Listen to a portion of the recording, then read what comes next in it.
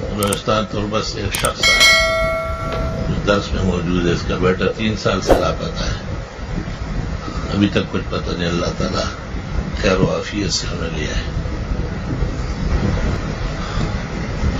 سورہ یوسف وہ 11 مرتبہ پڑھے اور پھر حلوہ پکا کے یا خرید کے فرید گنج شکر اور نظام الدین اولیاء کی روح مبارک کو بخشے کہ اللہ اس کا ثواب ان کو ملے۔ عصر مغرب کے درمیان میں فقراء و مساکین کو کھلائے۔ چند مرتبہ یہ ٹوٹکا کر لے، ہر وہ چیز جو گمشدہ ہو اور اس کے بظاہر ملنے کے دشواری ہو تو حلوہ بروح پاک گن شکر بدے، مجرب عمل ہے۔ 11 مرتبہ سورۃ یوسف پڑھتے، یوسف علیہ السلام بھی خیر و عافیت و سلطنت مصر اور نبوت تامہ کے ساتھ مل گئے تھے،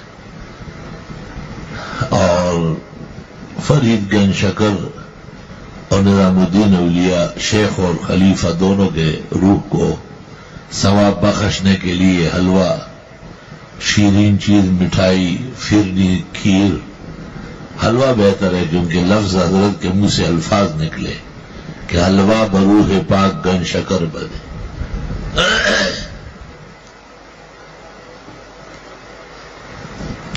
ہمارے ایک عزیز دوست تھے اور پولیس کے بہت بڑے افسر ہیں، تو اس نے فجر میں آ کے مجھے کہا کہ ایک شخص کو میں نے گرفتار کیا، جیل میں ڈالا، اب اس کی رہائی کا وقت آیا لیکن وہ آرڈر میرا نہیں مل رہا۔ مجھ سے پوچھا جا رہا ہے کہ اس کو بند کس کا قانون میں کیا ہے؟ اگر وہ آرڈر نہیں ملا، فائل نہیں ملا تو میری خیر نہیں۔ میں نے ترمذی شریف کے درس میں آنے سے پہلے 11 مرتبہ سورۃ یوسف پڑھی اور ایک طالب علم کو کہا کہ سامنے سے تیار حلوہ لے آؤ۔ وہ 1 کلو حلوہ لے آئے۔ میں نے کہا بس یہ جو آس پاس طلبا وضو خانے میں بیٹھے ہوئے ہیں نا، ان کو دے دو تھوڑا تھوڑا کر کے۔ وہ وہاں بانٹ رہا تھا، وہ ادھر فون آیا کہ یہ مل گیا ہوا ہے۔ لا الہ الا اللہ۔ اور معلوم تھا، فوراً کہنے لگا ماشاء اللہ کوئی زبردست عمل کیا۔ میں نے کہا ایک چھوٹا سا عمل ہے، بزرگوں کا مجرب ہے۔ وہ ابھی جگ کا بس فائل مل گیا، وہ کام ہو گیا۔ ادھر منصور بھائی ایک واقعے میں بہت غمگین تھے اور بہت بڑا جھگڑا ان کے لیے کھڑا تھا۔ ان کے لیے بھی ایک طرح یہ عمل مجرب کیا گیا۔ 2 یا 3 دفعہ میں ان کو بھی ایک گمشدہ کاغذ مل گیا۔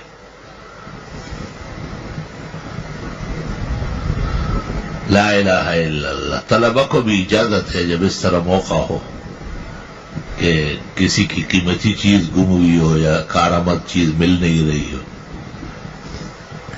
تو آپ 11 مرتبہ سورۃ یوسف پڑھوائے، آرام تسلی سے، اجرت سے نہیں۔